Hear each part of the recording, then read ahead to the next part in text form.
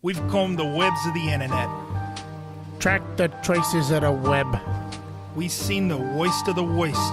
And we here to prevent another poison from fallen victim. I'm your host, Noah. And I'm your co-host, Nick. And these are the worst movies ever put to film.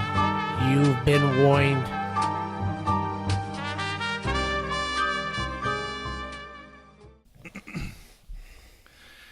All right, well, we are talking about the movie Zoombies. Zoombies? It's on Netflix.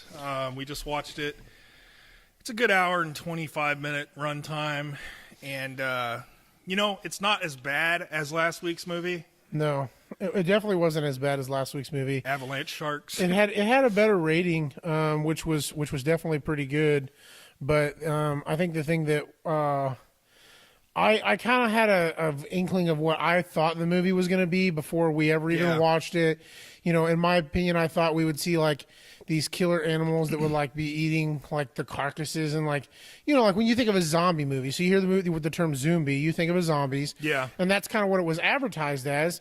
And so my first thought is I'm going to see a bunch of like killer animals and they're like going to kill you and like eat your body. That's what you think when you think of like The Walking Dead or something like that. That's what it is. These dead people are eating nothing but like dead bodies and they're like feasting on them and it's a bunch of gore. I'm kind of shocked that there wasn't as much blood in this movie as there should have been. I mean, there was no language really. It felt like a PG-13 movie, but some of the gore scenes were like brutal. There wasn't a lot of them, like the one with the girl with her throat ripped out. Okay, yeah, Amber. Yeah, and the intestines with like, we'll talk about that later. But the intestines part. But then a lot of it was tame. Like you didn't see a lot. You really didn't, and that was kind of weird. That was probably the lack of budget when it came to effects or anything like that. So we'll kind of run through a little bit of the storyline here, just a little bit of what happened. So basically, just to start out, give you kind of overview of what the movie is. Oh, by the way, this movie's on Netflix. By the way, yes, so you can watch it on Netflix. So if you're listening to this, feel free to go check out the movie Zoombies on Netflix. So the overall basis of this movie was there's this huge wildlife reserve park, and this is another Canadian film. And it starts off with like a commercial, like a fake zoo commercial. Right, yeah. So a fake zoo commercial, kind of like it. And they're advertising this as a theme park, like they've got water slides and zip lines and all this really cool stuff. Yeah, but you don't ever, so you don't ever see them really at all really in the movie except for the zip line, and we'll get to that later. But so the whole basis of this is the wildlife reserve, and they're trying to get people to come, and it opens up with you have this group of interns that come to this zoo, and apparently the whole, like I said, the whole thought behind this was that these animals somehow got a sickness or a disease, and they start killing other animals, and then they start killing people, and so that was kind of the whole thought behind it. One of the now, if there was a thought behind it, though, it's almost like they took Jurassic World script and just rewrote it. Well, that's exactly what they advertised as. That's exactly what they advertised as. Do you remember when we looked at, the IMDb for the movie Zoombies? Mm-hmm. That was the whole thing. It was talking about like something. It literally quoted like that it was something like Jurassic Park themed or something along those lines. And I thought, well, and they even had to throw that line in there too. Like this isn't Jurassic Park. Yeah, we'll get to that too. Gosh. But so starting off, you have that clear advertisement for this wildlife zoo, and it was. I don't know. It was kind of a horrible advertisement. Yeah, but it looked real, though. It's what's weird. It looked like a real zoo advertisement. It did. It looked like if you went to the zoo, like if I were to go to the Indianapolis Zoo and I'm sitting there or I'm about to go in the zoo and they had one of those advertisements playing on the screen. They're telling you all the cool things of why you should go to the zoo and stuff like that. So the name of this wildlife reserve is called Eden Wildlife Zoo. And so it starts off by this girl who claims she's the granddaughter of the guy who founded this. Yep. And it was basically for a bunch of endangered species animals that they would help them, that they would protect them from the outside world. And apparently it's like 30 miles from anything. It's in the middle of complete nowhere. I want to know why we didn't see any guests or visitors at the zoo the whole time. I don't know. It's in the middle of the day and it goes until night. and you don't see a single visitor even there. And they didn't talk about how they were planning to open or that they were going to be opening soon. Yeah. It was just like, here's our advertisement, here's our interns, there's no guests, there's no nothing. And that's one thing like that shows you it's a complete ripoff from Jurassic Park. Yeah. Because when you think back to Jurassic Park, when Jurassic Park first opened, who was at Jurassic Park? The staff. No, the staff? Yeah. And who else? Well, the kids. The grandfather and his grandkids and a little bit of their family members.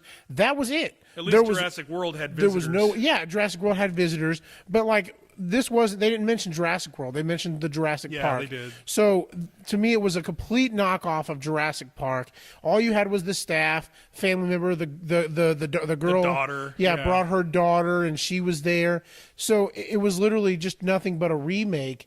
And so after you get through with this whole intro video, they show a scene of this guy. It looks like his name was Monty. The scientist. Well, he was one of the guy. He was carrying the capuchin monkeys. Into the veterinary lab. He's like huffing and puffing with 2 little 5-pound monkeys. Yeah, 2 little 5-pound monkeys, and like you don't see him sweating or anything like that. I'm surprised you caught his name. I didn't even catch it, dude. I looked at his name badge. Oh, did you? So they didn't say his name, but I just looked at his name badge. They showed a real quick clip of that. You knew he wasn't important enough to even get a name spoken in the movie. You know he would die within 5 minutes anyway. They didn't even yell his name, like even as he was dying. They were like, hey, like don't do that. Like, hey Monty, hey like sweaty guy. I don't know you, but hey, don't do that. Hey you. So he carries these capuchin monkeys into the veterinary clinic, and they're already trying to like work on one of the monkeys that's like dying or whatever. It cuts to this monkey on a table. The monkey flatlines and just falls down. Yeah. But it looks like it's got like some weird like deformed decrepancy because like it's like halfway twisted, like it's got a huge hunchback in the front of its chest. Yeah, and they have it like they have the heart monitor going. There's nothing hooked up to the monkey. Not a single thing. Yeah. At all. He doesn't have wires. He doesn't have any kind of like IV, nothing hooked up to this monkey at all, and somehow it can tell you like what its heart rate is. Oh God, the monkey's flatlining. And then the doctor, he's just, get me the electric thing. Hey, no. He said, she's like, we got to revive it. And he goes, I'm going to give it a shot of whatever this is. She goes, no, you know that blah, blah, blah, whatever code it is. Against the policy. We're not allowed to do that. He's like, this animal must live. Yeah. It's against the policy to give animals that. It's like, it's dead. So they give him this shot. They give this monkey the shot. And then all of a sudden they hear these other monkeys like freaking out, blah, blah, blah. So they go over to the cages and they like lift them up, and all the monkeys have like turned and are infected. And the girl, her only like big lines in the movie, she just goes, whoa, whoa. Yeah. And then dead. Well, before she dies, they all turn around because they see all these monkeys freaking out, and they turn around and all of a sudden this monkey's alive, and it's like standing on the table, and that's when she says that whoa, yeah. And then that one monkey just throws that big filing cabinet down on Monty. Yeah, can you imagine this little 5-pound capuchin monkey? He's standing on top of this huge, we're talking like has to be like 10 foot tall filing cabinet. And he like jumps off of this big filing cabinet and it falls down on Monty. You don't even see him die, you just hear him scream. Not at all, you just see it and that's it. Oh my gosh. And then like immediately following that, monkey catapults off the table right on her face. Right. And she's just screaming as the monkey's plucking away at the face, dude. But you could clearly see, and you'll see throughout this whole movie, when she's like trying to grab this monkey on her face, it looks like a stuffed animal. A stuffed animal. It's clearly a stuffed animal. There were plenty of parts in this movie where you could see a stuffed animal being held to somebody. And then plenty of parts. This monkey, hilariously, the effects on this were ridiculous, rips out her eyeball and throws it, and you see no blood, just this black hole of an eye socket like it's missing. There's no blood around her eye, nothing. Oh my gosh. And then it rips out her other eye. Oh, it was absolutely insane. She's going, whoa. So then the monkeys jump on this the doctor, who is the actual vet there, and they apparently kill him. Cuts. Well, no, because he's the one that when they were trying to get in, he was holding the door shut. Well, they didn't kill him, but we thought at that point that they had killed him. Yeah. But what was funny was before all that happened, when they turned around and saw the monkey standing on the table, he like took off. And you notice this room is a very small room. Yeah. It's a very it's probably no more than like 10 feet wide by 10 feet long by 10 feet high. It's not a very big room. Yeah. It's probably about the size of like a huge storage shed. Yeah. And they're all looking around. 3 people are looking around for this one little monkey. And they're like, where are you? Come here. And they're like calling the monkey's name. And nobody can see this monkey at all. Well, I love how before after the monkey comes up from the dead, or it dies, Right. they walk over to the cage. She immediately knows it was a virus, and she's worried about it spreading. Like immediately. Yeah, immediately it's knew. like, how do you know that? Have not a clue. And so there was nothing that led into what is it? No, it's a virus. Yeah. It's going to spread. Thanks for laying out the movie for us. We got to lock the doors. We can't let anything out. Do you want to hear my alternate title for this movie? Yeah, I do. Jurassic Zoo, brought to you by Steven Schlockberg. Steven Schlockberg. Yeah, like Jurassic Zoo meets The Walking Dead. It's basically what it was, dude. Oh my gosh. So after we think that they're all dead and there's issues going on, it cuts to this scene where there is these group of interns and they're all on this bus. The tour and bus. The granddaughter of the guy who started this zoo is giving this big speech about what the zoo does and what they're that the interns should expect. And now interns means you're going to college or some education and you want to make this a career, right? Exactly. You choose to work for free somewhere to get experience, and usually you would do that voluntarily with passion, right? Mm-hmm. Exactly. All the people on this bus are spoiled brats, dude. Except for one. Well, except for one. There was 1 or 2 guys. So one of the guys a pervert. Who'd you say he looked like? Oh, wait, which guy? The guy that looked like the football player. Oh, he's just looking at her butt the whole time. He looked like a cheap knockoff of Clay Matthews. Yeah. Right? He's got the little blonde hair pulled back in his little ponytail, and he's wearing this sweater, like zip-up hoodie sweater with cutoffs on the arms. And then you got the typical girl with like the gum in her mouth and the cell phone. Oh, she's yeah. Like, and she's got this like 70s-looking hairdo. Yeah. But popping her bubble gum and stuff. But one thing we were talking about like interns. So when I imagine an intern, one of my good friends, when he went into like this finance, that's his degree. He does financing, and so he's an account manager for this big corporation in Indianapolis. They do advertisements and stuff like that for like these big Fortune 500 companies. Well, when he went to do an intern, he went to actually intern at the local like Indianapolis, like down like City Hall, and he was interning as a finance like person to like for people who were actually looking over the budget for the city, things like that. That was something that he was interested in. Not a single one of these people, except for one person, really had any interest in actually running or a zoo or helping out with animals or nothing. The one guy showed up in a 3-piece suit, and he was only interested in what it was going to do for his resume. It's like, why are you in a suit to work at a zoo, dude? The AJ guy was just there because he thought it was cool. Yeah. Then you have Gage was the guy who was in the 3-piece suit. And then you have the spaz guy with the big eyes that was like looking out, taking pictures the whole time. That was like looking the bird guy. That was what was his name? Ricky. Was that his name? Ricky. Yeah. He had like the Hawaiian shirt on. Hawaiian shirt. So Ricky is all like he's the only one that really has any interest in really being there. I just wrote down Spaz for his name because it's my stop. It's my stop. And then, freaked out. And then you have the weird girl Amber. Yeah. And she's the one who's like chomping on her gum, and she's like, I wouldn't have to be here. And so when they get off the bus, she tells like this like random like weird backstory that she's only here because she got drunk at a bar and got into it with some certain cop. So they make you intern at a zoo. Yeah, I'm not sure. Like, that must be a Canadian thing because, like I said, last week we watched a Canadian film. This we watched. I think that's all that you get out of Canada, and that's probably what all Netflix loads. I mean, obviously they probably put your like good movies out there. Yeah. But I think they put nothing but like to fill up all the gaps and say we offer thousands of movies. As they upload all these horrible Canadian films. Canada. And the helicopter said Canada finally when it came. Yeah. But there's palm trees and tropical plants in the zoo outside. Not a clue how. I don't know how that happens because tropical plants will not survive in Canadian weather. Apparently they do in that part of Canada. I'm not exactly sure how. Maybe it's in another dimension, dude. Well, it said Ontario. Where else would Ontario be? I mean, do they have like an Ontario and other? I mean, and they were all speaking Ontario, English. Florida. Do they have an Ontario, Florida? There might be. Ontario, California? I don't know. I'm not exactly sure, but I mean, like it said Ontario. The only person, everybody is clearly speaking English. Nobody has like a Canadian accent or anything, except for the one chick who's Australian. Yeah. Which is, I mean, come on now. You put an Australian chick in a zoo movie. Yeah. Like, how cliche is that? Now, and we got to say the Australian chick, best actress in the movie. Oh, by far. Hands down.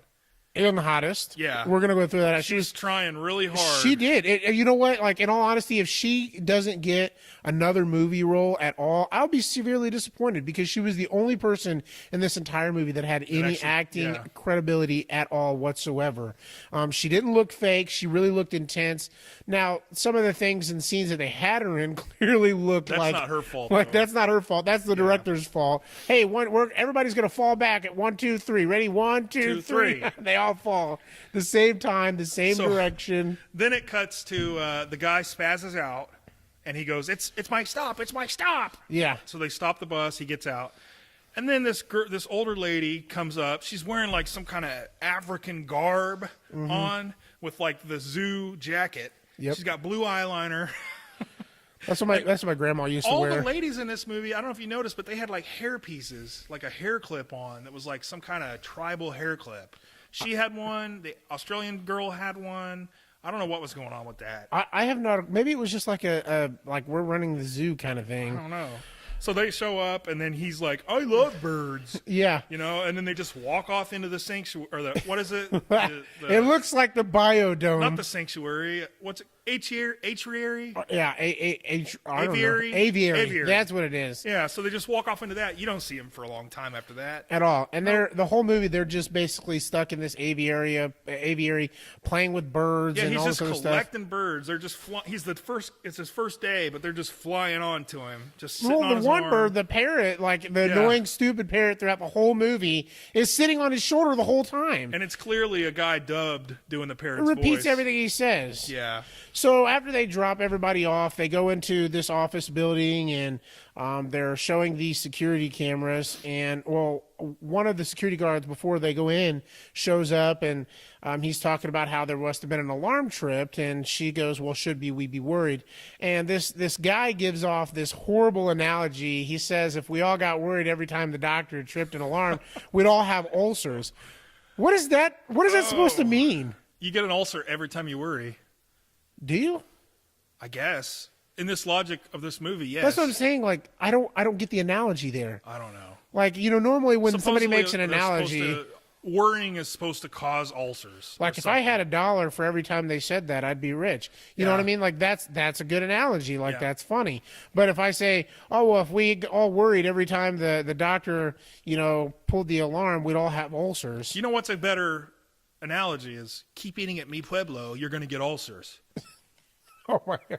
That's a better analogy than stop worrying. You're going to get ulcers. I think it's called El Pueblo now, by the way. Oh, okay. Oh, you forgot to mention the guy with the weird facial hair just walks out of the woods zipping his pants up. Oh, yeah, that's right after this part. Yeah, he's just like, just breaking in the new restroom. Yeah, okay. Okay. And then you hear this, like, wild boar in the background. Yeah. Like, what were you doing back there, dude? This is not Deliverance, okay? Okay. Oh, where's the sheep? Yeah. Where's the sheep? We don't have sheep at the zoo. They're not endangered. That's not my goat. He's probably from Kentucky or something. Oh my gosh! I was just it was so weird because he just comes out of nowhere. He's in the movie about 2 minutes. He's like, his only job is like not that way. He runs like he yells like not that way. I think we all better get out of here. Yeah. So then we get budget Dwayne Johnson. Oh yeah, budget Dwayne Johnson. Yeah, he shows up. Now so we have budget Clay Matthews, we have budget Dwayne Johnson, and then we see in a few minutes later we have this like knockoff of the Tomb Raider. Lara Croft. I told you, so her name is Leslie, and she's the one of the new security guards. Yeah. And I told you I felt like she was like a mix between Lara Croft, Tomb Raider, and Halle Berry. Yeah. She's like got this like really nice mocha skin Bless her color. heart, man. She really did try in this movie. She did. So she's the one that I felt like was the good actor. Her name was Leslie.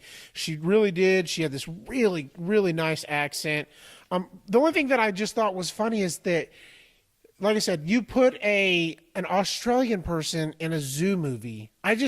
It's cliche. Yeah, it is cliche. I don't understand, like, what is it? I mean, I think they're trying way too hard. Like, obviously, we talked about the Jurassic Park knockoff, and then you put an Australian chick in a zoo talking about animals and all this other stuff.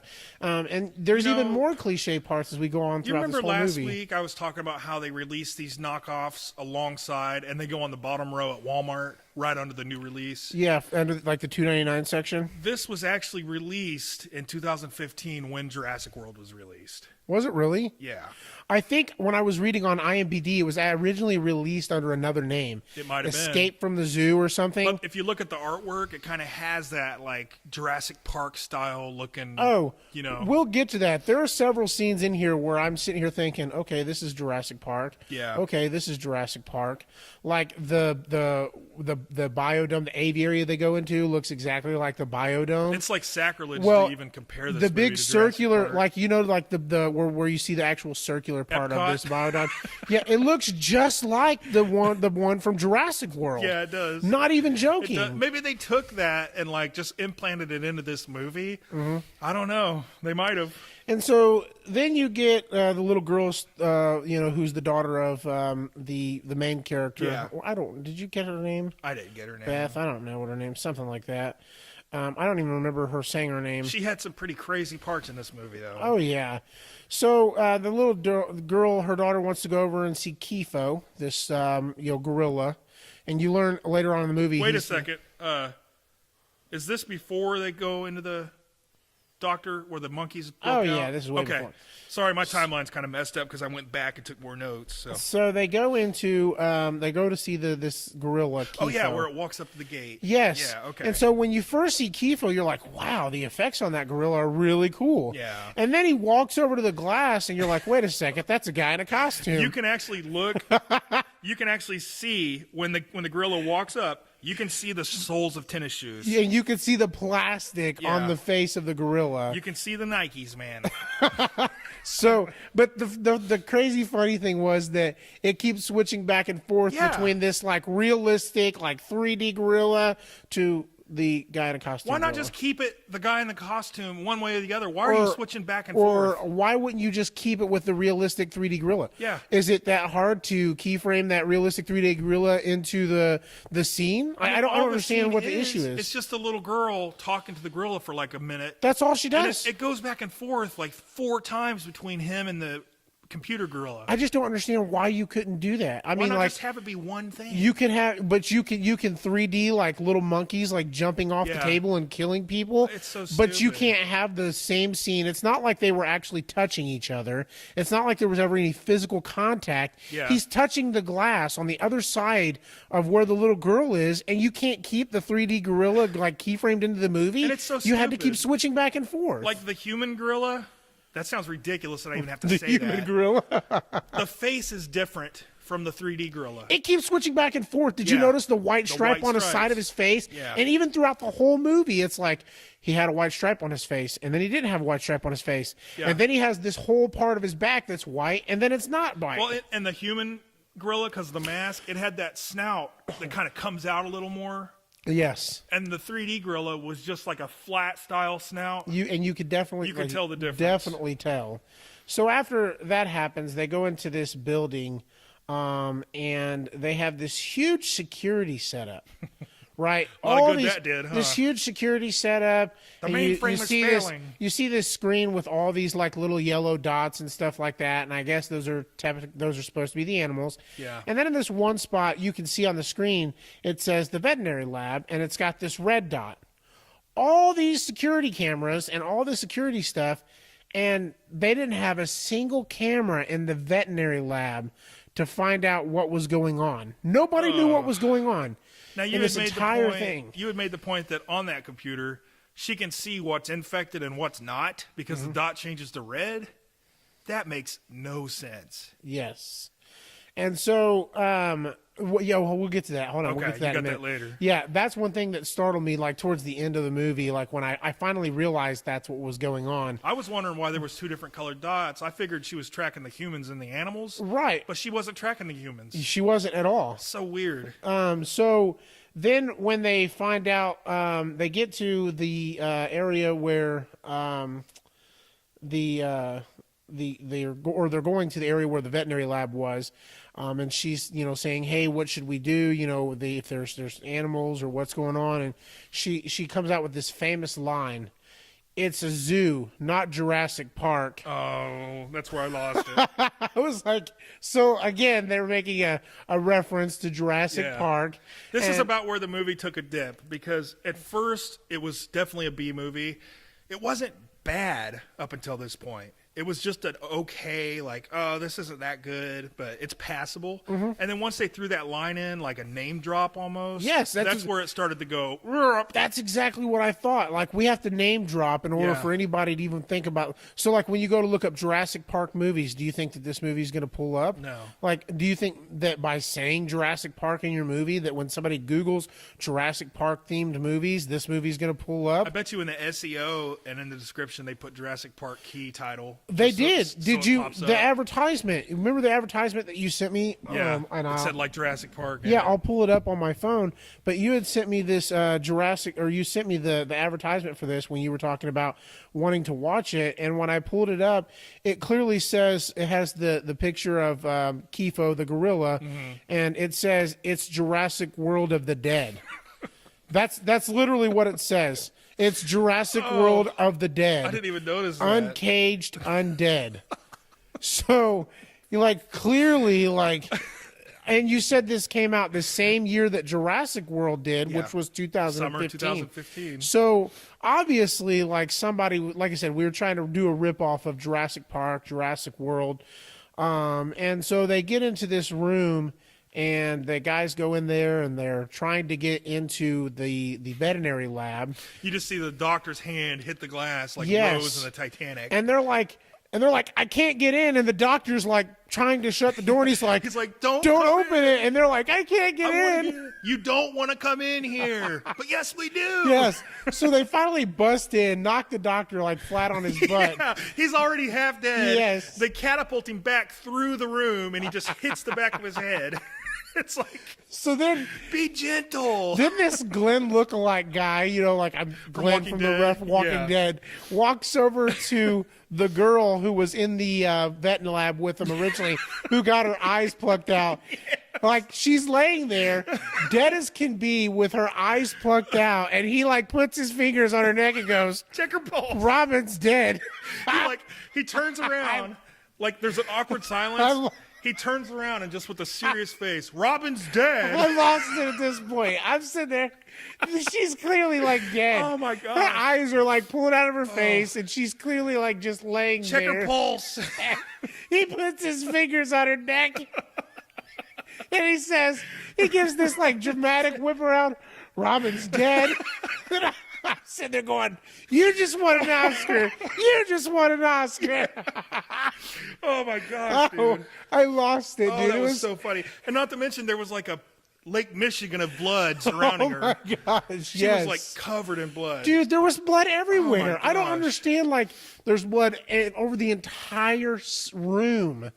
And, like, when you notice that, like, in the beginning of the scene, like, way back in the beginning of the movie, when the monkeys were killing them, you didn't see blood anywhere. No. But all of a sudden... You saw a couple blood splurts, like, out of their eyes, and that's about all it was like little blood splurt. Blood squirt drops out, and that was it. It's like this movie didn't know if it wanted to be rated R or not. Like, they couldn't decide. Do we go all the way with the blood, we can't put too much blood in this movie. Yeah, it's like they didn't know what to do with it. Oh, but that was probably the best scene of the entire movie. Robin's dead. And then they get attacked. Yes. And so then... More stuffed animals. Hold on. Here's what happens first. So they stand up, and the doctor stands up, and all of a sudden you hear this. Oh yeah. And I'm thinking, oh God, is the doctor going to turn? Like, is this where I started yelling? Is his back about what was happen? his back's like twitching or something, and he's like jerking back and forth. Thriller. And I don't know how this doctor didn't notice this. You know what it makes me think of? What's that? Do you remember Bruce Almighty? And I'll get to this in a second. But do you remember Bruce Almighty when those guys were trying to rob that girl, and he like stops them? Yeah. And he's like, he like makes this monkey come out of this guy's butthole. Yes. Right?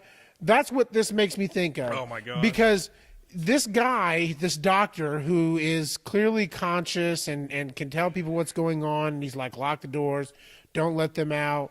He goes from being this conscious person to all of a sudden, this monkey out of nowhere busts out of his chest like it's been living there the whole time. He had no clue it was there at all. I was waiting for it to like hit the ground with like a top hat and a cane. Just, hello, my darling. Hello, my baby. Hello, my darling. I was waiting for Bruce Almighty to like jump out and be like, oh, now I'm going to make it go back in you. Gosh. So he because I started yelling alien burst. Yes, alien burst. That's what you were saying. Yeah. I was like, and at first I was like, what is he saying? Where it comes out of the chest. Yes, and I didn't realize what you were saying until, because I thought maybe the doctor was just turning. Why was the monkey in him? That's what I'm saying. I have no clue. The doctor was so conscious the entire time talking to them, but he didn't realize that he had a 5-pound capuchin monkey just like dwelling inside of his stomach. You think it would have killed him being in his stomach, ripping his intestines out and stuff, but nope. I'm sorry, I'm trying to find out what you keep looking at. You're like freaking me out over there. Car pass. You're freaking me out. I'm sorry. We're in this garage. So Robin's dead. Just for those of you that might listen to us or start listening to us on a regular basis, we're in this huge garage. I mean, like it's massive garage in the middle of practically nowhere next to this golf course, and it's dark outside. Why don't you just give them now. my address too while you're at it? Well, listen, nobody knows where we're at. Hey, you said on the air last time where we lived. Right. But anyways, so he's like looking at something random, and I'm like, what are you looking at? Like maybe somebody was like standing behind me. So the monkey like claws out from the inside of this doctor's body, and from there you just see all these monkeys coming out of nowhere. Like there's like 10 or 15 monkeys. And like I said, this is like a 10 by 10 by 10 room. It's very small, and not one person saw any of these monkeys at all when they first walked in. They just like pop out of the woodworks. They're hiding. Hey, here we Smart are. monkeys, dude. And they're like giving off this really like loud, like screeching sound. Now, you know, zombies, right? Zombies they're not real, first of all, but if they were real, they're dumb. Zombies are dumb. Very dumb. They have no intelligence at all. These monkeys are just as smart as before they died. Oh, if not smarter. Yeah. So how are they zombies? I have no clue. I just, and that's one thing, that's another thing that just really didn't even make sense to me in this movie, is they're very smart. They stayed hidden. They knew that people were coming in the room. They stayed hidden. And then all of a sudden, at the appropriate time, when the leader of the monkeys like jumps out of the doctor's body, Caesar, kill them all. Yes. He like digs from the inside of the doctor's like chest and like pops out. Yeah. And then from there, all the monkeys like start attacking the individuals that are there. And this is what we talked about this earlier. What's funny is like you can clearly see that when like this monkey's attacking somebody, it's like a little ball of stuffed animal. It's like super small, and they're like, "Oh my God, he's killing me!" They're clearly holding it to their face. You can see it's like coming off and stuff. Yes, absolutely. So then they're they finally are trying to get out of there, and this they got the monkeys are trying to escape. They get out. They're like trying to shut the door, and Leslie's got this one monkey like trying to break out. This other monkey like escapes out, and he's trying to kill what was his name, AJ? Well, is this No, the part? it was the Rock knockoff. Yeah, and then the guy with the suit. Yeah. That's where this was. They were out in the hallway. They were out in the hallway, and the guy takes off his like $9,000 Armani jacket because he couldn't. He has this little taser thing, and he's like trying to get the monkey. It's not working. Yeah, it's not. He's like trying to stick this monkey. So he goes from that thought, or kicking it, punching it, stomping on it. He goes from that to immediately putting the monkey in the jacket. Yeah, Leslie goes, "You gotta help him! You gotta help him!" And he grabs he's like, "I'm not sure what to do." And then all of a sudden he has this random thought. I know. Yeah. I'm going to take off my $9,000 Armani jacket, put the monkey inside of it, and start beating it against the wall. You know what? He's beating his monkey. Dude, do you remember, have you seen all the Jason movies? Yes. Do you remember that one where he puts the girl in the sleeping bag and just beats the living crap out of her against the tree? Because that's what this reminded me of, dude. He hit that monkey.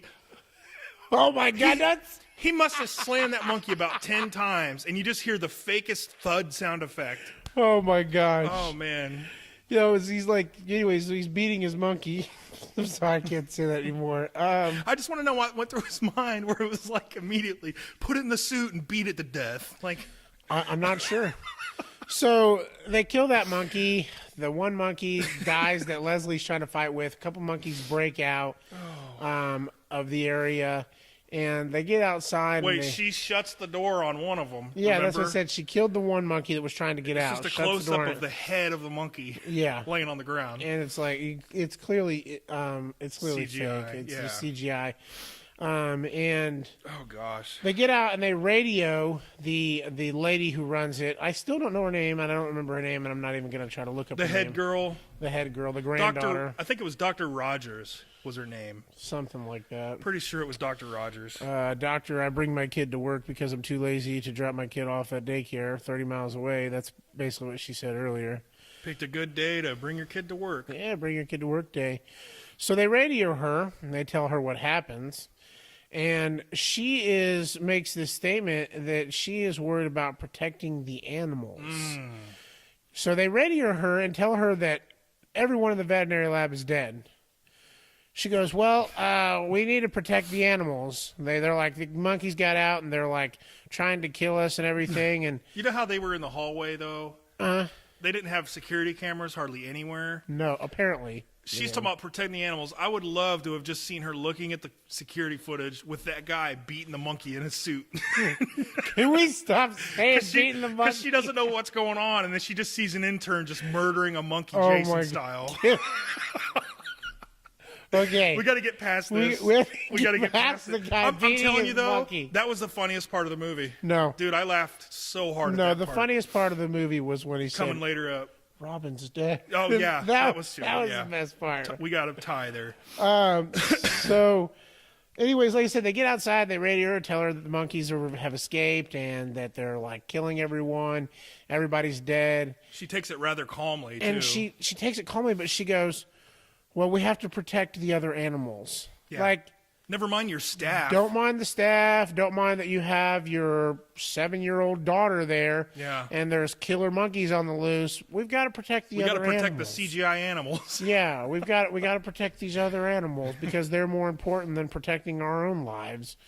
And so then you get back to she sounds this alarm, lets everybody know to get to safety wherever they're at. Go inside a secure facility and lock the doors until everything is clear.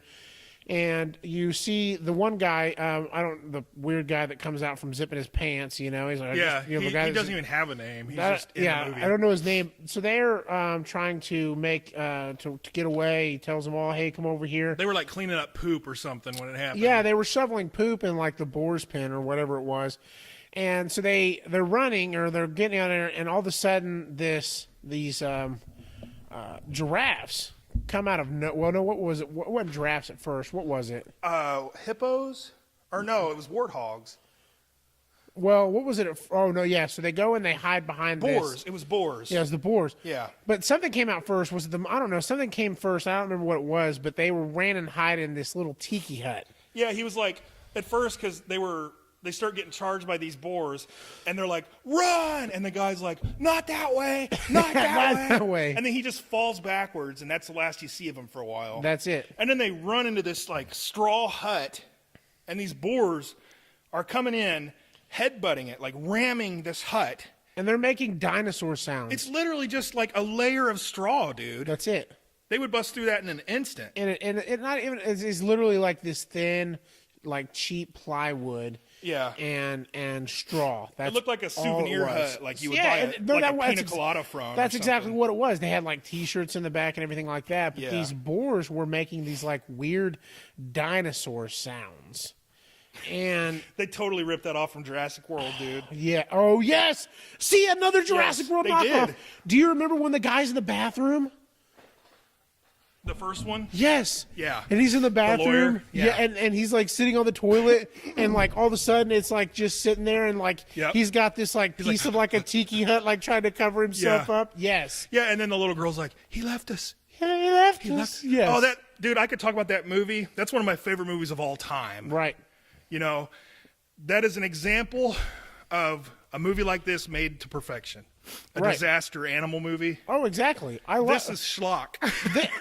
This is another part that was a Jurassic Park knockoff. It was clearly like exactly they're in this tiki hut and this boar's trying to break through, and apparently like you have this dinosaur who can break through the bathroom. That's obviously like, I mean, it wasn't like a big bathroom, but I mean, it was, a decently put together sized bathroom. Yeah. But you have these big boars who can't break through cheap plywood and straw. And they are just ramming the crap out of this little building. You know what that makes me think of? What's that? The Three Little Pigs. Oh, yeah. I will huff and I'll puff and I'll blow your house. Wait, I can't get through here. So what they do is they just dig a hole in the roof. Right. Climb up on top of it and climb into a tree. Right. You know what? That's not a bad idea. That's not a bad idea to get high, right? No, it was a perfect idea because boars can't get up that high. Exactly. You know what can get that high, though? Yeah.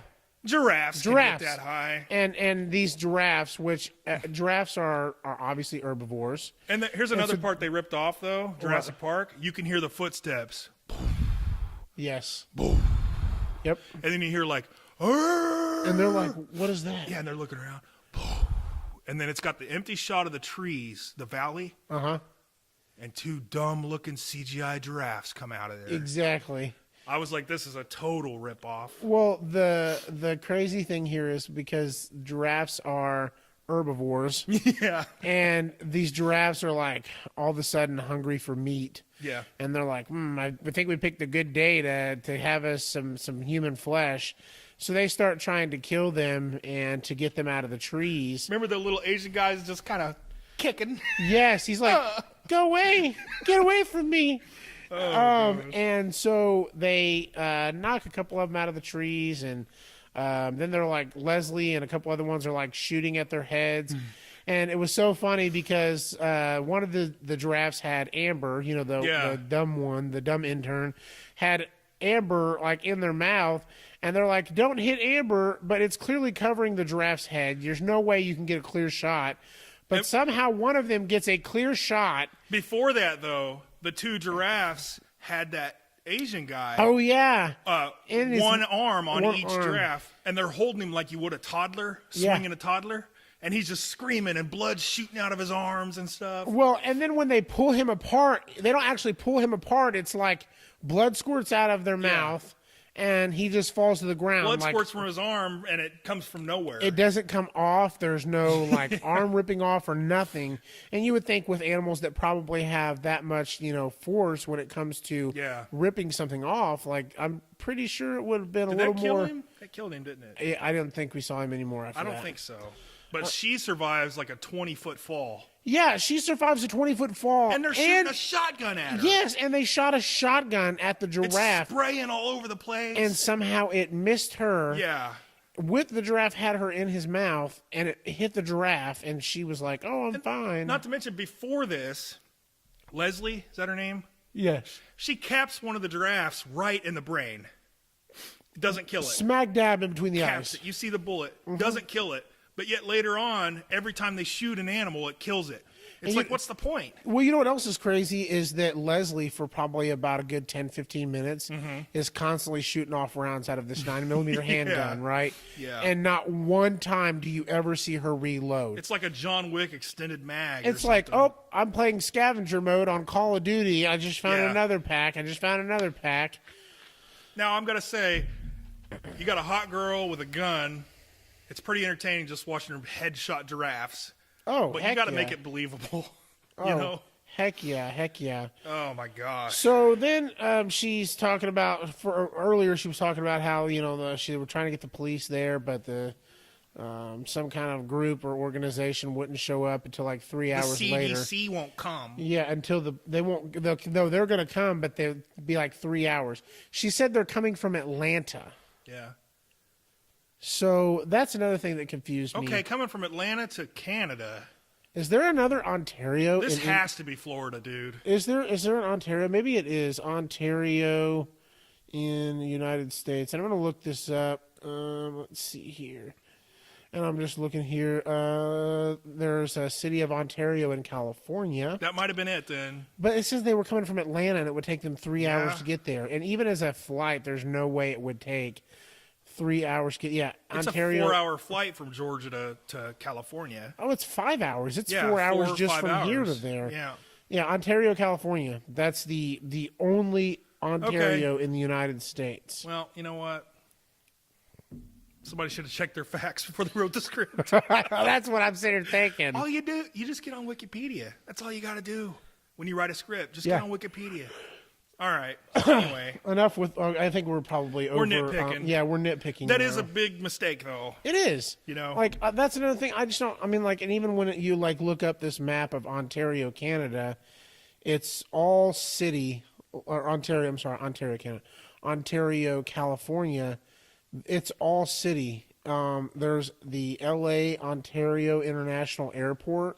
So apparently Ontario, Canada is like right next to San Bernardino.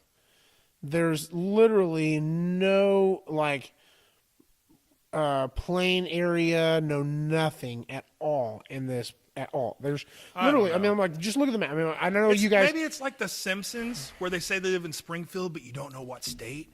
Remember? Yeah. The Simpsons, they keep it mysterious because you can never find the Springfield they live in. Absolutely. Maybe that's what it is. I still think that it was Canada. I think it was just a mess up. I don't know. Maybe it does take 3 hours to get from Atlanta to get to Canada. To Ontario. No. Maybe by plane. It's longer than that, dude. You think so? Yeah. It's longer than that. To get up there from Georgia. Oh, I mean, it's only, I don't know. Maybe it is because it's only like a 12 hour. I don't know. We're getting way too deep into this. Yeah, we're spending too much time. I'm sorry.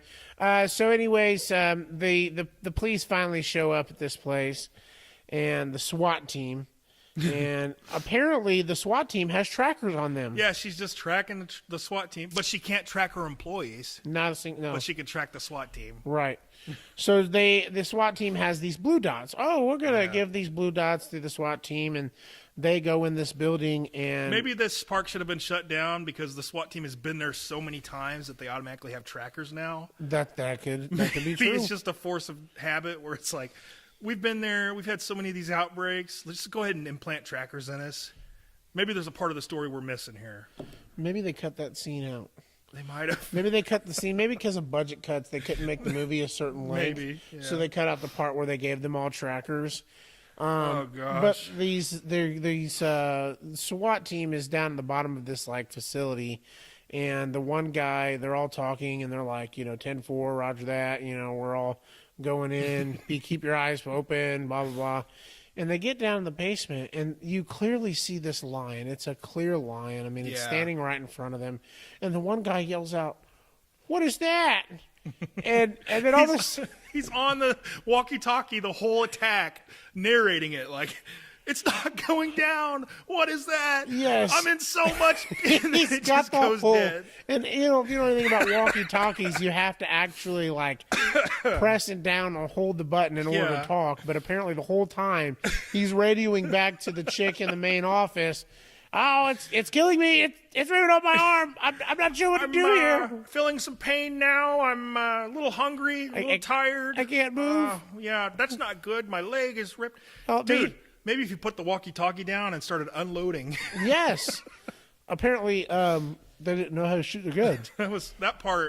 That part really stood out to me because it was just this fake drama they tried to put in with him, but it was so unrealistic. Well, not only that, but you had probably 6 or 7 SWAT members there, all with assault rifles. Yeah.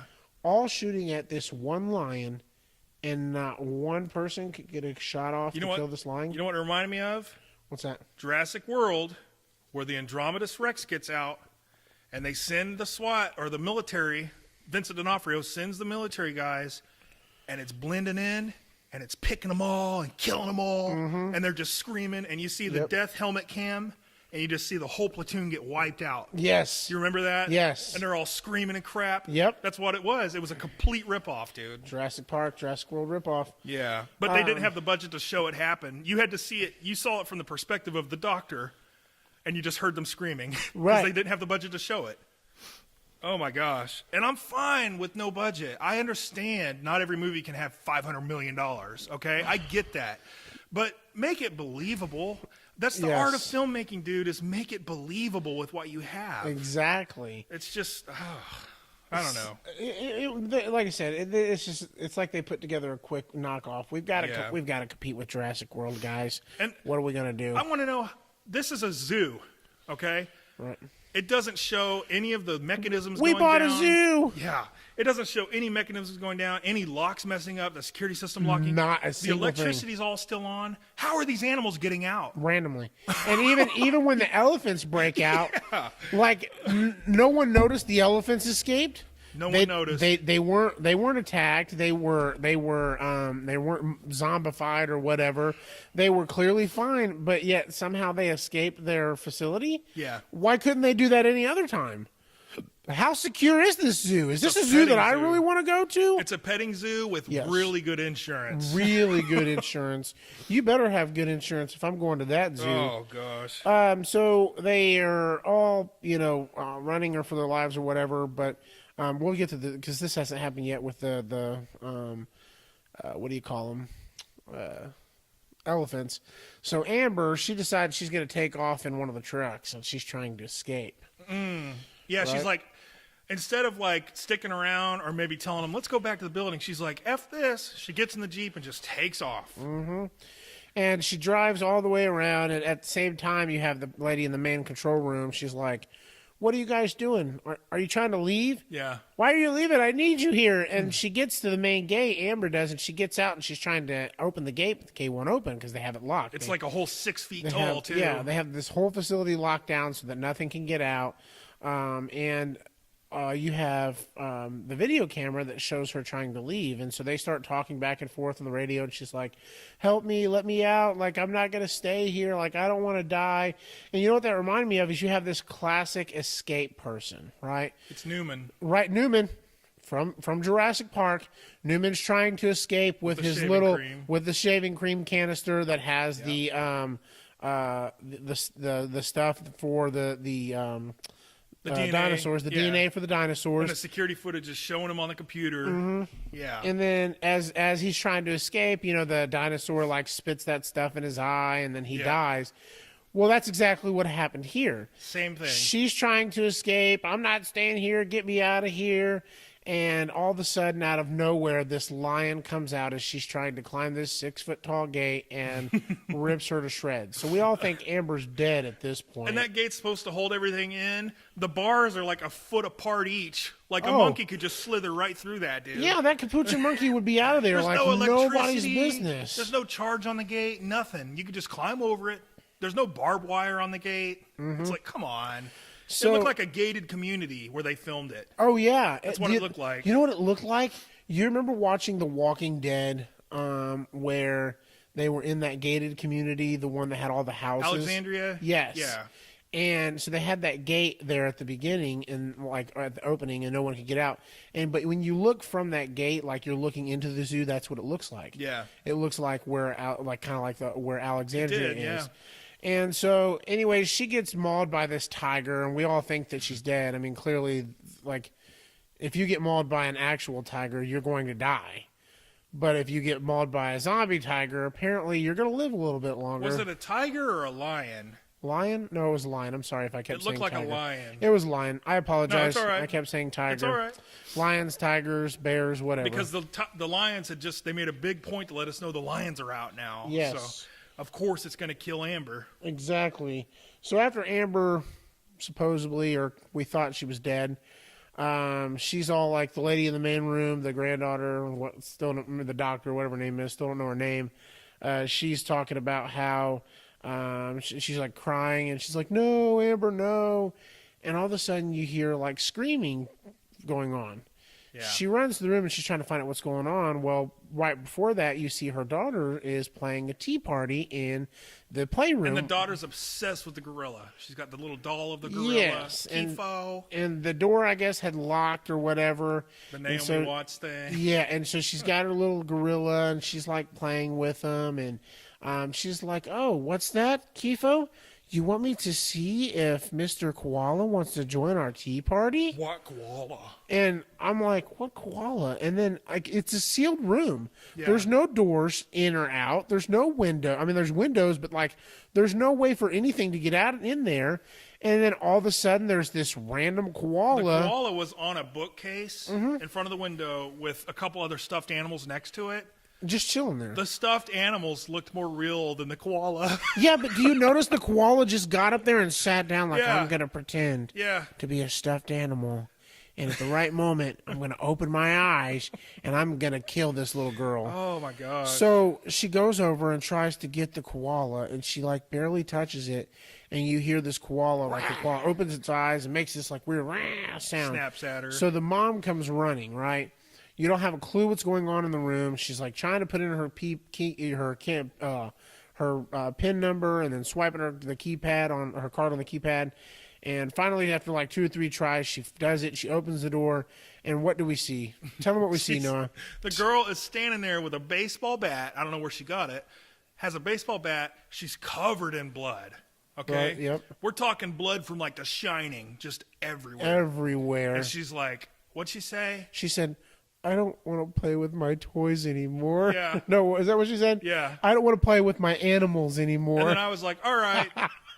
Best character in this I movie. lost it. No, but you got to think how like super awesome this chick is. This like 8-year-old girl, like super Billy Bad Butt 8-year-old girl has this baseball bat covered head to toe, and there's this koala. Like there must have been 2 of them, because there's one koala over here, and then it goes over to another view where there's like a dead animal with like blood everywhere, and the koala literally looks like someone stepped on a hot pocket. Like that's exactly what it looked like, dude. I was like, oh my God, she just beat the living crap out of this thing. That hot pocket must have burned her mouth or something. Yeah, but you're like sitting here going, "This chick is bad, dude." Like, I want this chick on my team when we have a zombie apocalypse. And she says, "I don't want to play with my animals anymore." This little girl's going to need therapy, I think. Oh, gosh, yes. Either that or she grows up to be Jeffrey Dahmer, killing animals. Oh, no, she grows up to be Michael Myers. Ooh, part 2. Yeah, Michael Myers' long-lost daughter. So we skip ahead, and they're in from the elephants, okay? Well, no, actually, they're riding the elephants in the next scene. Mm-hmm.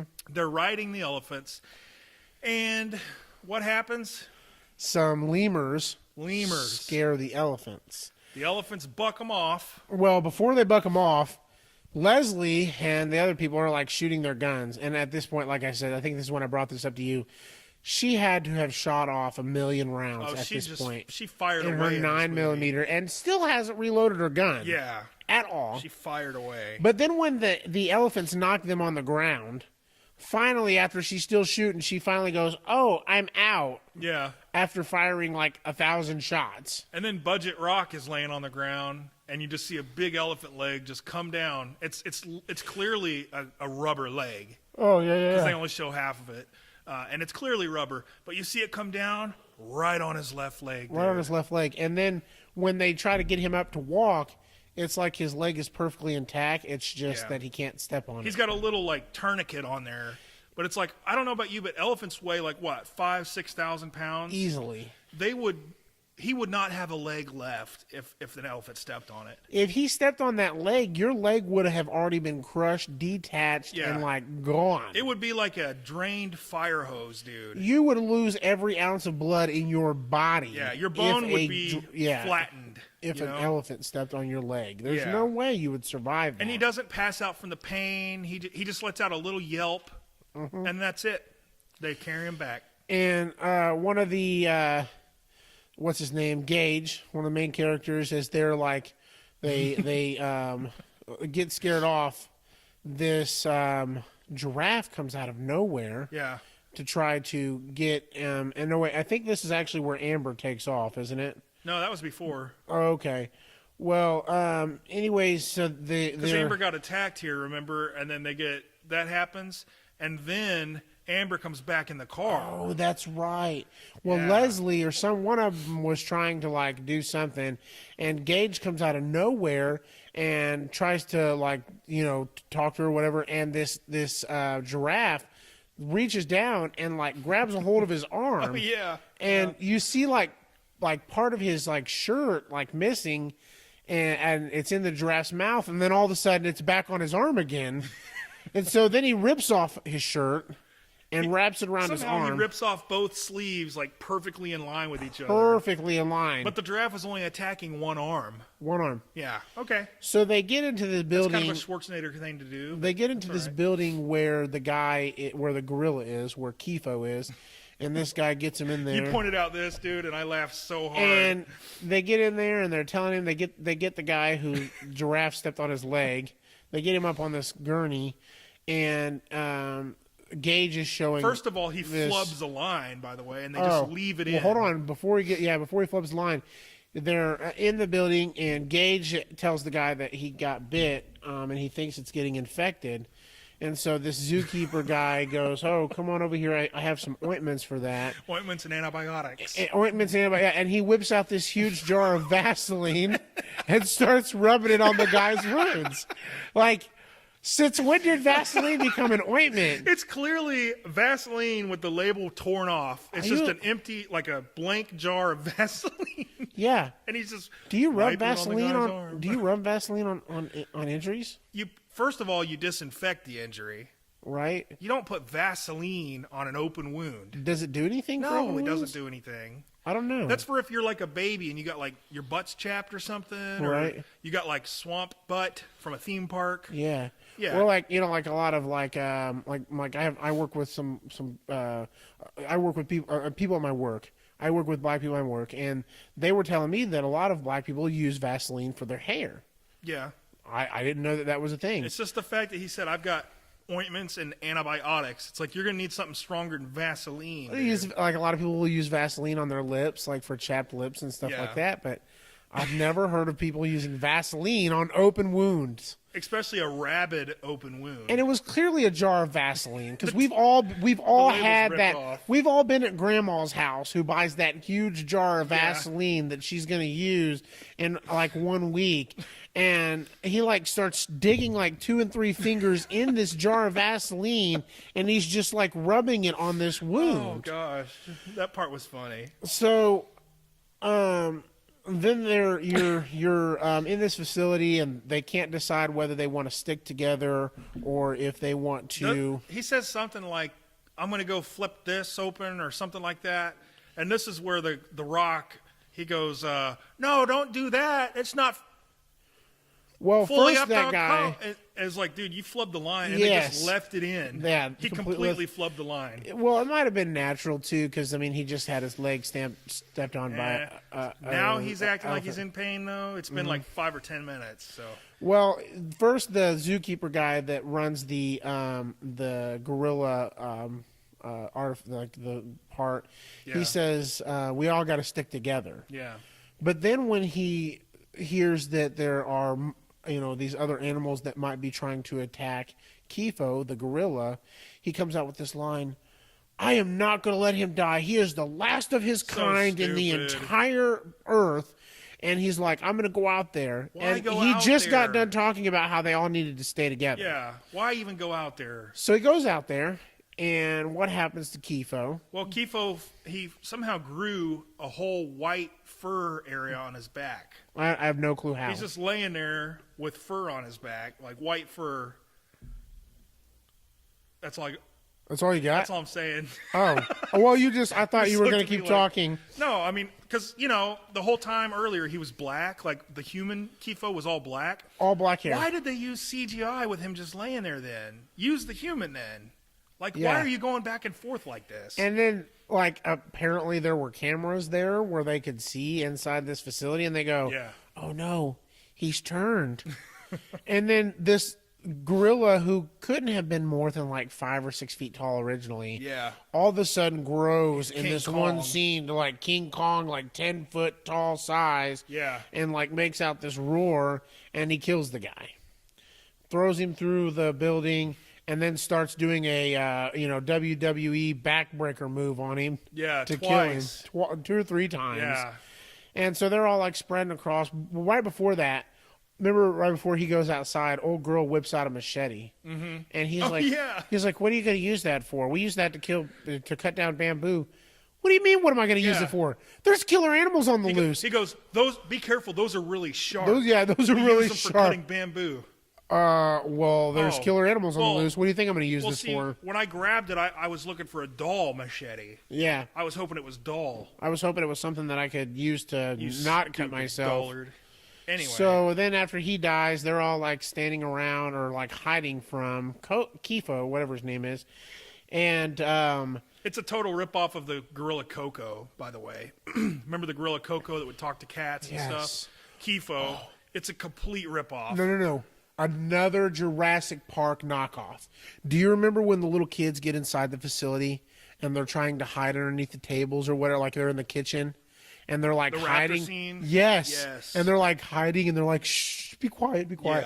Yeah. That's exactly what this was. That's what it Because then is. Kifo's like walking around and he's like trying to like look for him and he's like, shh. And it's like those fake, like, paper walls Oh yeah. with the With the shadow, Yeah. you could clearly see that something's behind them. Yeah.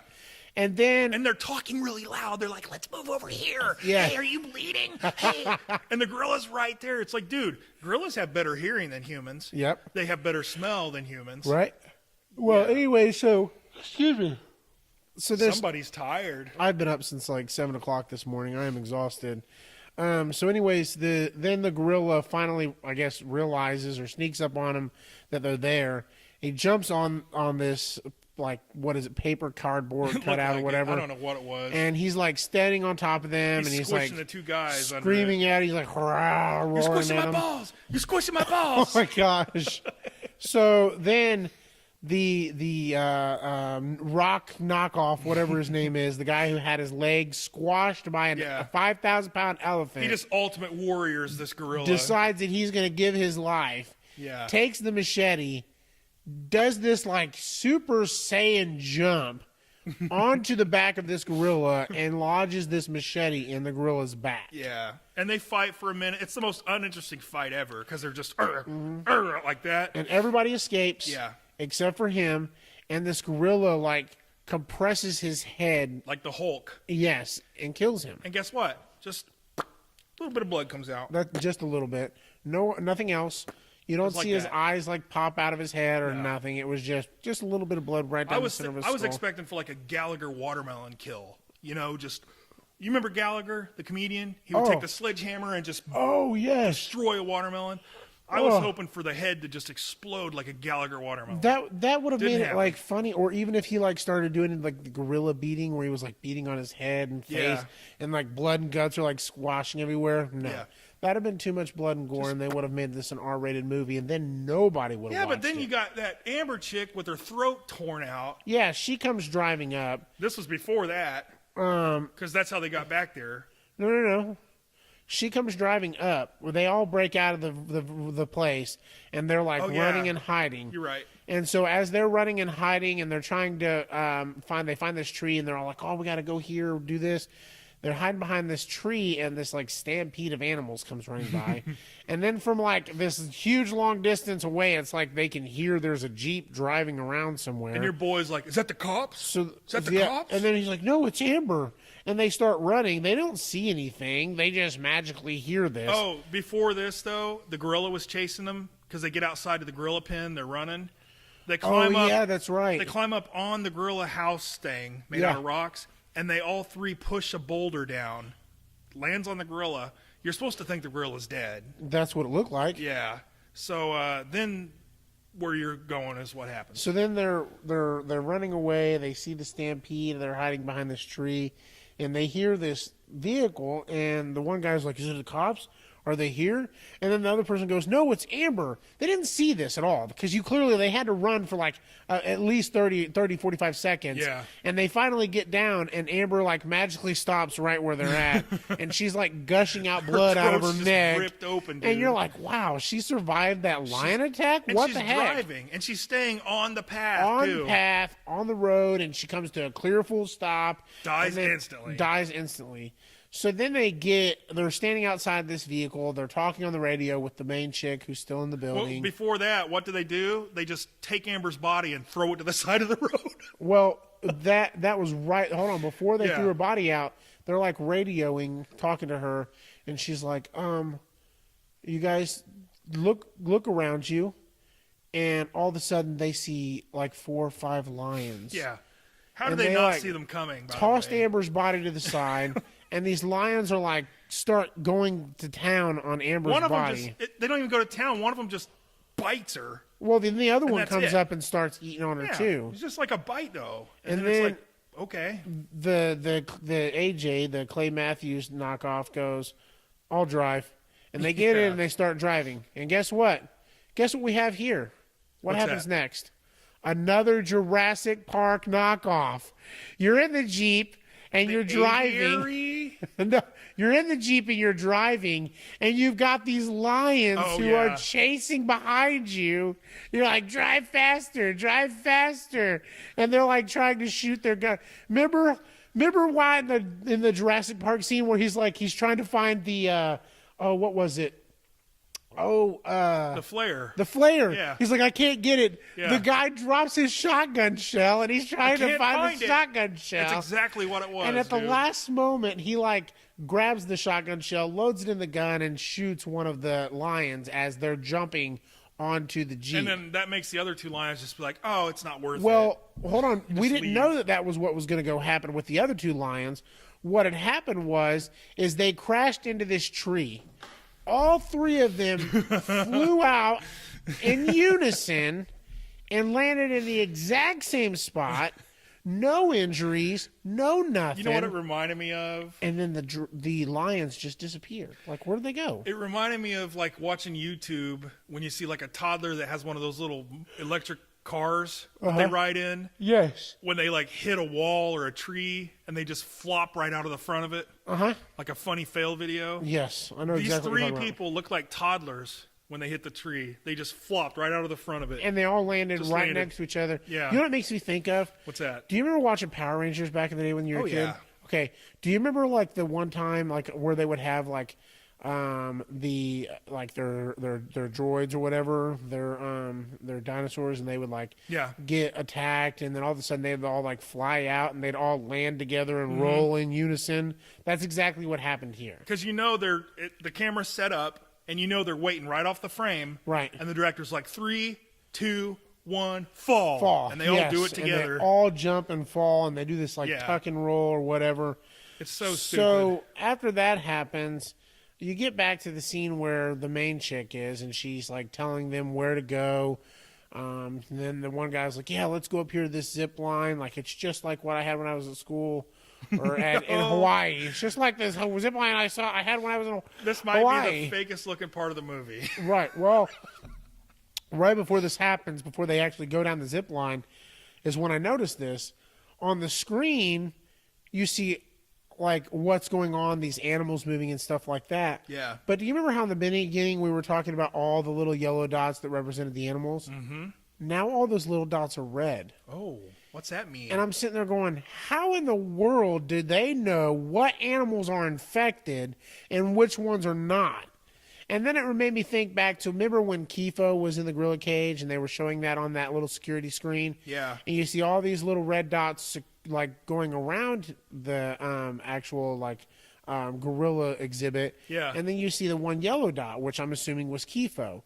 How in the world do you know which ones are alive and which ones aren't? Dude. Then you go back to thinking about the SWAT team. The SWAT team had trackers, but no one else did. It reminds me of, do you remember the first Resident Evil movie? Vaguely. It reminds me of the computer system that knew what was going on, but nobody else knew. Okay. And remember the little girl that was the voice of the computer system. Yeah. It reminds me of that. Like, this computer knows more than everybody else. And like Resident Evil, you're all going to die down here. Yeah. Remember that part? Oh, yeah. That's what this reminded me of. You're exactly right. Yeah. I was just really confused at how in the world that system could tell which ones were dead or zombies. It's just bad screenwriting. That's all it is, dude. It was absolutely horrible. So the like I said, you just don't know how these little dots were, why they were showing up red, but apparently the system knew that which one were dead.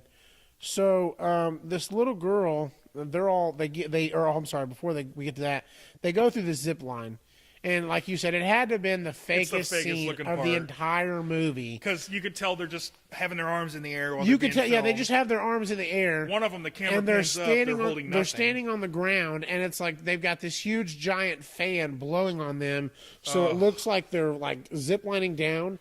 And you know, like back in the day when they had the like when they do the driving scenes, and they have the thing that like goes in circles behind them to make it look like they're driving through somewhere. Yeah, like the scenery that spins on a. That's exactly what they had here on this scene. It was like this big scenery background that kept going in loops around circles, and you could tell that it was a loop because you'd be like, "Oh, there's that branch. There's that branch. There's that same. That same branch. Oh, there it is again."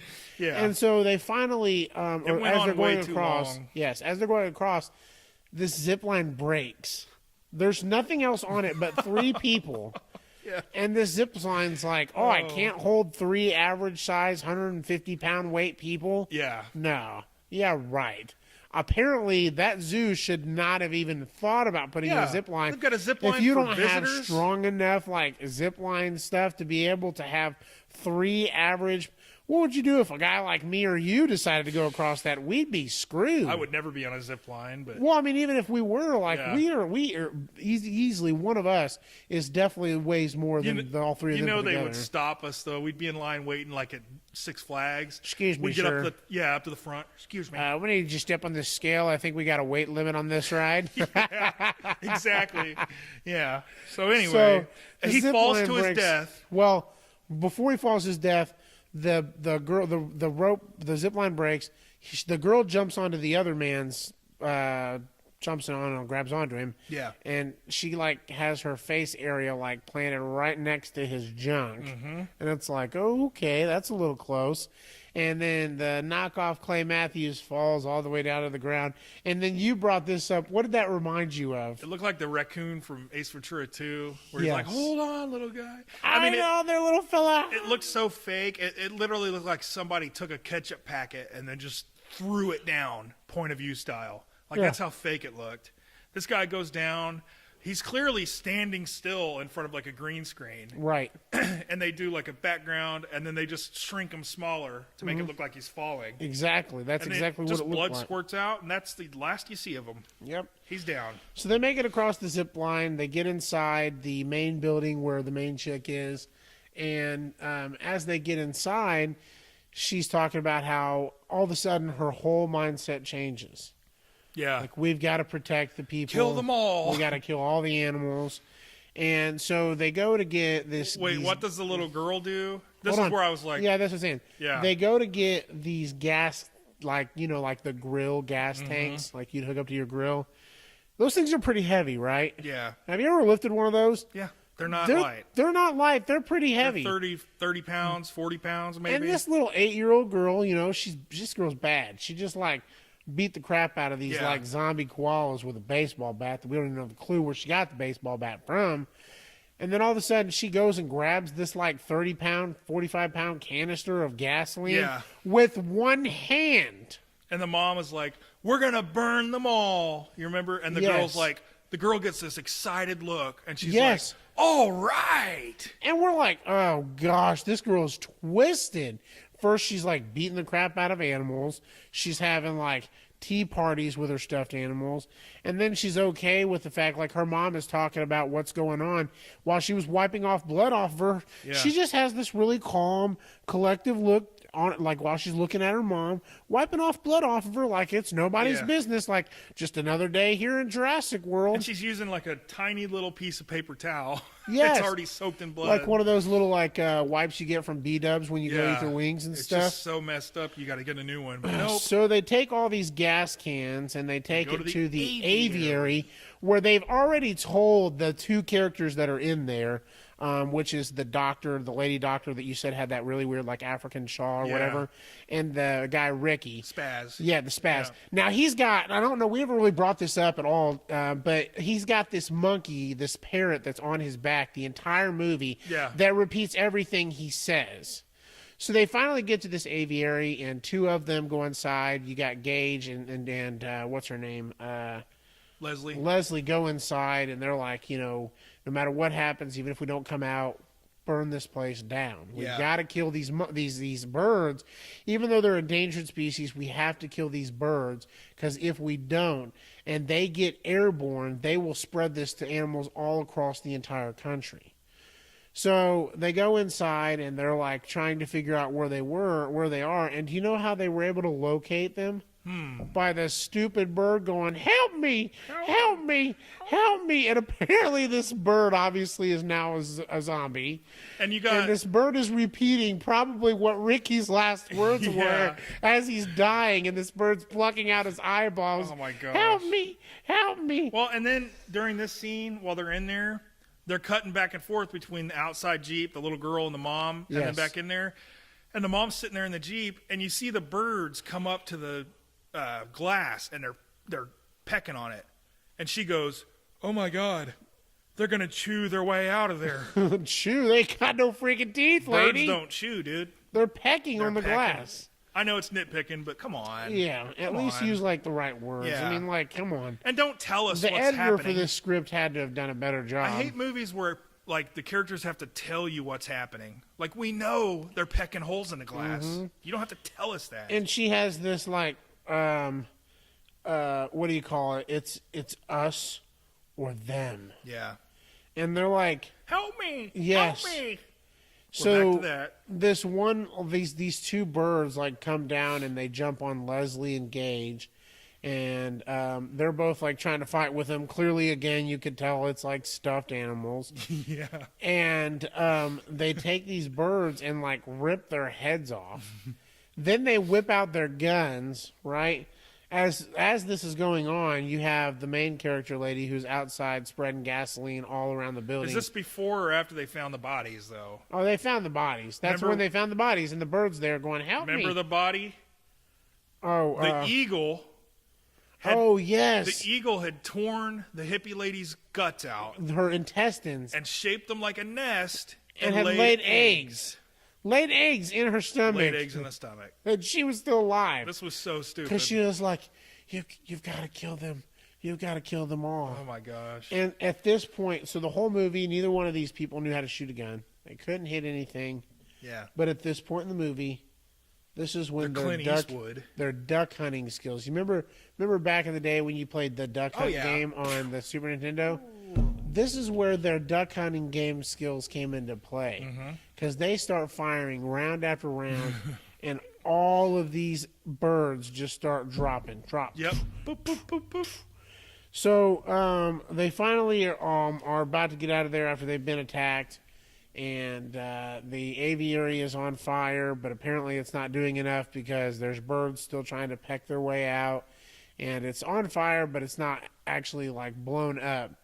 So then the Leslie has this idea to back the truck up to the aviary as close as possible.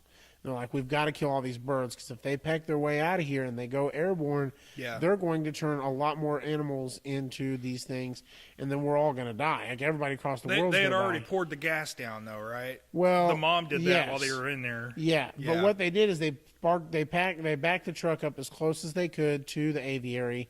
And Leslie takes out her gun that has unlimited bullets. Unlimited ammo. And she must use a cheat code or something. Yes, she shoots this truck, and it explodes. With one bullet. One bullet, it explodes. It explodes the aviary. The aviary is completely on fire. All these animals are dead or dying. You just see a phoenix. Yes. Rah! It looked like a phoenix. It was like what It's was that it? eagle, dude. American eagle that was on fire. Yeah, it's on fire. And flying through the air. This eagle is America. like coming towards them, and with one shot, they're like, "I got this," and they like shoot it, and its head blows off, and then it dies. So then they're like, "Oh, we're safe." And the doctor is all heartbroken that she had to kill the animals. Mm-hmm. She's like, I tried. I really tried. Right. Well, right before that was when they were trying to, or right after that, right after they escaped with the airplane was when they're about to leave, and they go to the gate. And they're going to go ahead and climb the gate, but guess who's there? The lion. Oh. The lion is there. Or no, the gorilla. It's Kifo. Why do I say the lion? It was Kifo. We thought the gorilla was dead. This is CGI Kifo. CGI, yes. Yeah. He comes out of the woodworks like from the top of the aviary, like King Kong. He's like up at the top of the hill looking at him with like wildfires going around. I don't know why I said lion. So he comes out. Yeah, I'm really tired. So he comes out, and they're like, "Oh no!" And the girl who is fascinated with Kifo is like, "It's Kifo. Yeah, Kifo, I love you. Kifo, it's me. You love me, right? You remember me?" And so they're all like, "We better run." So they're like running. Says the most cheesy line. You remember the guy that's left? He was like, "I don't think he's too happy." Remember? Yes. I was like, dude, that is such a stupid. Of course, cliche. He's not happy. He's a zombie. Think he's too happy. So they're running. They're trying to get to the gate. They're trying to climb up over the gate. Kifo comes. He like knocks down Leslie as she's trying to shoot him. Then knocks down Gage as he's trying to shoot him. And then knocks the mom or whatever out of the way. Yeah. Well, as he's like about he's just to like backhanding everybody. Yes. As he's about to like stomp and kill one of them, the mom whips out of nowhere, grabs a gun, and shoots him in the head. That's the climax. And that's it. That was it. Just shoots him in the head. Why didn't you do that from the beginning? I have no clue. Okay.